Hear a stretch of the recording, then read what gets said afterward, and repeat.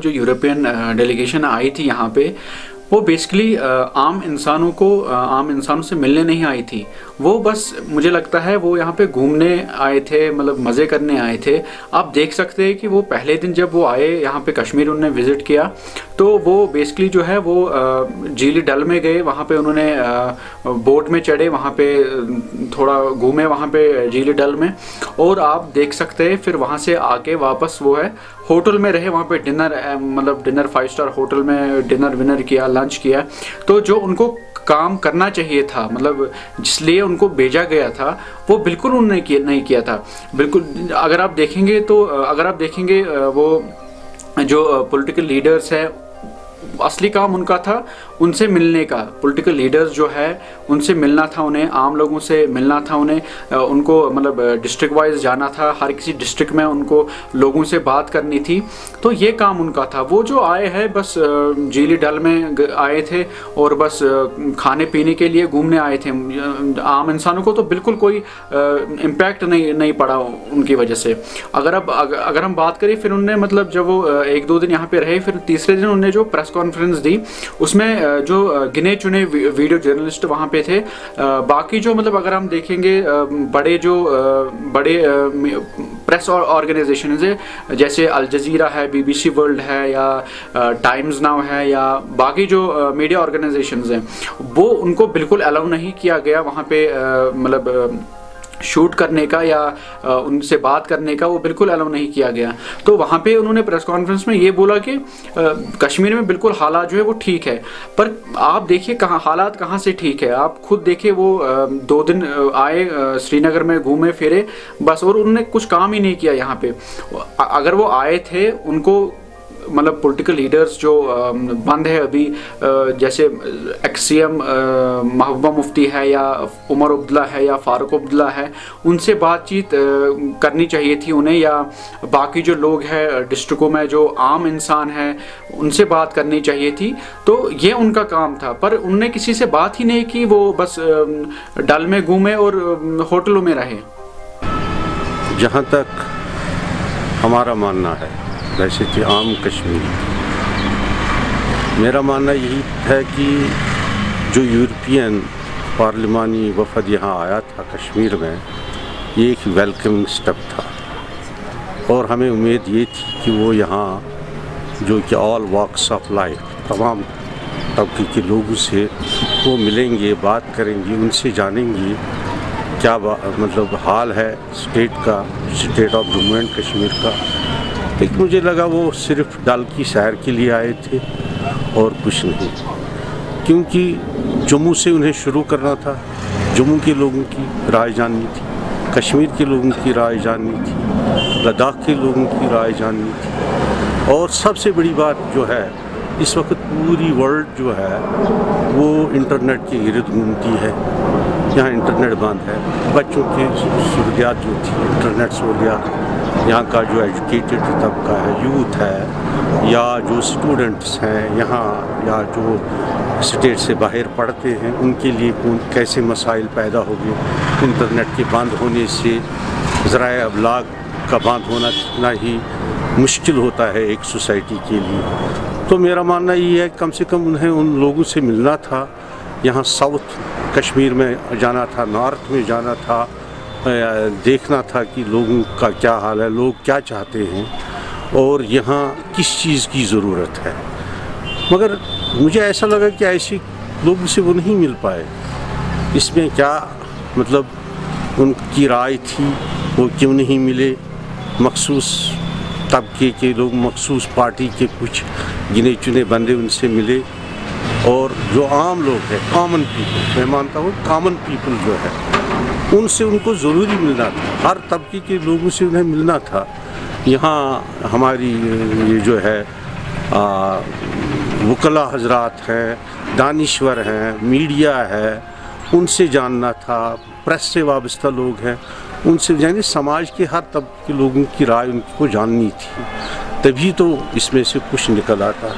तो मुझे लगता है कि ये एक फ्यूटल एक्सरसाइज थी और सिर्फ पैसों का ज़िया था। उनको डल की सैर करनी थी, उन्होंने वो की और चले गए, बस इतना था इसका मकसद। जो मतलब कांग्रेस के बड़े बड़े लीडर्स आ चुके हैं यहाँ पे, मतलब आए थे कश्मीर, जो उनको एयरपोर्ट से वापस डिपोर्ट किया गया दिल्ली, गुलाम नबी आज़ाद आए थे या बहुत बड़े कांग्रेस के लीडर्स आए थे, उनको आने नहीं दिया, एंटर नहीं करने दिया श्रीनगर या कश्मीर, आने नहीं दिया उनको। मुझे लगता है जो ये यूरोपियन डेलीगेशन थी ये बिल्कुल प्री प्लान्ड था, ये गवर्नमेंट की तरफ से आए थे। पर जो मतलब ये सही बात है कि मतलब जो कांग्रेस के लीडर्स वो इनके तो अपने कंट्री के लीडर्स है, जब उनको आने नहीं दिया तो ये सवाल उठता है यहाँ पे यूरोपियन डेलीगेशन उनको कैसे उन्होंने अलाउ किया यहाँ पे आने के लिए, और वो बिल्कुल बातचीत करने यहाँ नहीं आए थे। जितना मतलब लोगों का सोचना है या मेरा सोचना है, वो बिल्कुल यहाँ पे जो है यहाँ पे कश्मीरियों के साथ या लीडर्स के साथ मुलाकात करने नहीं आए थे। और आप देख सकते हैं वहीं पे ये साफ क्लियर होता है कि यूरोपियन डेलीगेशन वो सारा प्री प्लान्ड था। जब ये अपने कंट्री के जो मतलब लीडर्स है, कांग्रेस के लीडर्स है, उनको अलाउ नहीं करने दिया श्रीनगर में, इनको कैसे अलाउ करने दिया, यहाँ पे सवाल उठता है। सबसे पहले जो 370 आर्टिकल का जो अब्रोगेशन हुआ उसको हटाना, ये जम्मू कश्मीर के लोगों के लिए एक मतलब ज़ख्म के सिवा कुछ नहीं। और उसके साथ साथ यहाँ की स्टेटहुड अब वो भी चली गई। आप बताइए कि जो मेन स्ट्रीम लोग हैं वो जेलों में बंद हैं, तो पॉलिटिक्स कहाँ से शुरू करेंगे, सियासत क्या करेंगे यहाँ? आप बताइए मुझे कि जो ग्राउंड लेवल पर सिचुएशन है, लोगों के दिलों में तरह तरह के ख्यालात थे। जम्मू कश्मीर के लोगों को लगता है कि हमें एक बहुत बड़ा नुकसान हुआ है स्टेट के चले जाने से, 135 के चले जाने से, 370 के चले जाने से। और अगर गवर्नमेंट ऑफ इंडिया इसको विकास का नाम दे रही है तो 3 महीने से बंद क्यों है? कारोबार क्यों बंद है? सड़कें सुनसान क्यों है? हाँ, आप गाड़ियाँ देख रहे हैं, ये मुलाजिम तबके के लोग हैं या कोई मजबूरी की वजह से दवाई ढूंढने के लिए या कोई दूसरी मतलब खाने पीने की चीज़ों की तलाश में है। मुझे लगता है कि गवर्नमेंट ऑफ इंडिया को सीरियसली सोचना चाहिए कि यहाँ अगर अमन की इब्तिदा होगी तो सबसे पहले लोगों के जो हुकूक हैं उनको बहाल करना होगा, इंटरनेट फैसिलिटी बहाल करनी होगी। जो यहाँ के मतलब निचले दर्जे से ऊपर तक जो सियासी वर्कर्स बंद हैं उनको रिलीज़ करना चाहिए, तभी तो यहाँ एक सिचुएशन एक माना जाएगा कि एक नई सी मतलब एक नया सा कोई रुख इख्तियार हो सकता है। इससे थोड़ी कुछ लोग इस वक्त बहुत सारे लोग बंद हैं, लोग परेशान हैं, क्या करेंगे, कैसे जिएंगे? तो इस हालत में आप जब जो ये ग्राउंड सिचुएशन आप देखें, इसका कारण यही है कि बहुत सारे लोग बंद हैं। लोगों को मतलब मेन, आपने देखा हाल ही में पंचायत इलेक्शन हुआ तो मेन स्ट्रीम पार्टी ने किसी ने पार्टिसिपेट नहीं किया सिवाय बीजेपी के या कुछ अगर आज़ाद भी होंगे, लेकिन जो मेन स्ट्रीम पार्टीज़ हैं वो इससे दूर रह गए। तो आप कहें कि ये इलेक्शन क्या इलेक्शन है?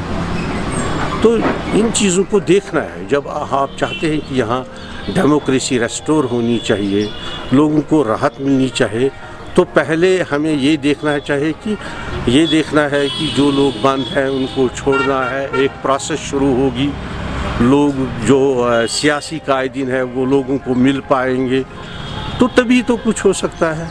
और दूसरी तरफ इसको यूनियन टेरिटरी के साथ मिलाना, ये लोग मतलब इसके साथ लोग कतई खुश नहीं हैं, चाहे वो जम्मू के हैं चाहे वो कश्मीर के हैं। आप देखिए जम्मू के लोग भी नहीं चाहते हैं कि कम से कम स्टेटहुड जो है वो वापस मिलनी चाहिए।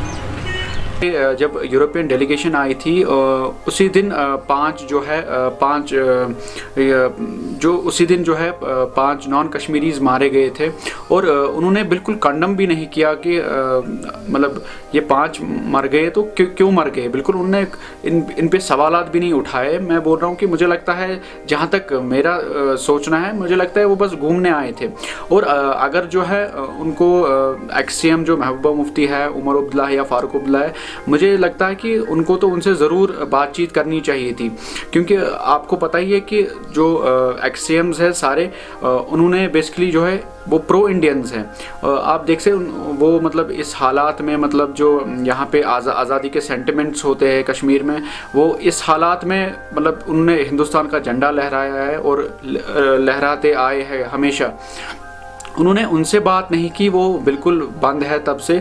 और मुझे लगता है ये तो जो बीजेपी गवर्नमेंट है या हिंदुस्तान की बात करें, उन्होंने एक मजाक किया है कश्मीरियों के साथ कि हमने यूरोपियन डेलीगेशन भेजी है हालात देखने के लिए ठीक है या नहीं। पर मुझे नहीं लगता ये वो मतलब इसलिए आए थे यहाँ पे, मुझे तो कुछ और ही लग रहा है।